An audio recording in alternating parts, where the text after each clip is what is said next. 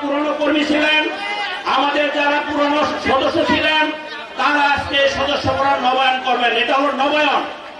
আমি বলতে চাই, এই গত 16 বছর 15 বছর যারা আওয়ামী লীগের সাথে আঘাত করে ঘরে ঘুমিয়েছেন, ব্যবসা বাণিজ্য করেছেন, তাদের কিন্তু এই ফর্ম পূরণ করার কোনো অধিকার নাই। এবং আমাদের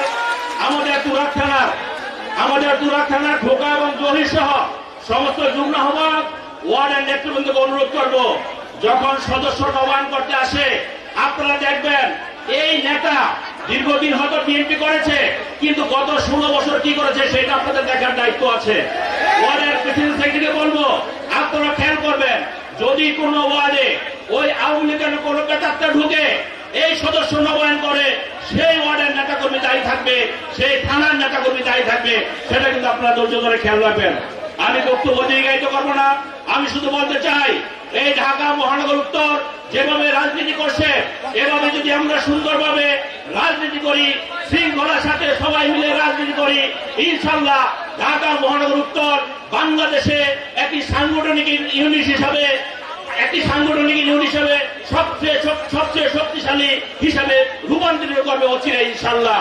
ইতিমধ্যে আমাদের যে সুনাম হয়েছে, আমরা খেলাধুলায় আছি, আমরা আন্দোলনে আছি, আমরা সংগ্রামে আছি, আমরা দেশের কাজে আছি, আমরা দেশ নেত্রী বেগম খালেদা জিয়ার ডাকে আছি, আমরা তারেক রহমানের ডাকে আছি। তারেক রহমান এই দেশ গড়ার জন্য যে কাজ করে যাচ্ছেন, যে কর্মসূচি দিয়ে যাচ্ছেন, আমরা মনে করি 5ই আগস্টের পরে সেই কর্মসূচি আরো সুচারু হয়েছে, সেই কর্মসূচির ধার আরো বেড়েছে। আমরা বিশ্বাস করি অল্প সময়ের মধ্যে আমাদের প্রিয় নেতা জনাব তারেক রহমান বাংলাদেশের মাটিতে ফিরে আসবেন এবং এই দেশের দায়িত্বভার গ্রহণ করবেন।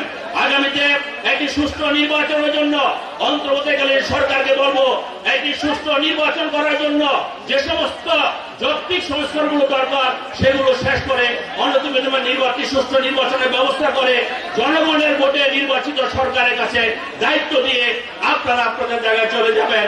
এই বক্তব্য রেখে ইনশাল্লাহ আগামী দিনে যে কোনো ধরনের রাজনৈতিক প্রোগ্রামে আপনাদের পাশে আছি। জীবনের শেষ বক্তব্য দিতে হলো, আপনাদের পাশে ছিলাম, আছি এবং থাকবো। সকলকে ধন্যবাদ। আল্লাহ হাফেজ। বাংলাদেশ জিন্দাবাদ, রাজনীতির দল জিন্দাবাদ, শহীদ রাষ্ট্রপতি জিয়াউর রহমান হক, দেশ নেত্রী বেগম খালেদা জিয়া হক, তারেক রহমান জিন্দাবাদ। সকলকে ধন্যবাদ। আসসালামু আলাইকুম।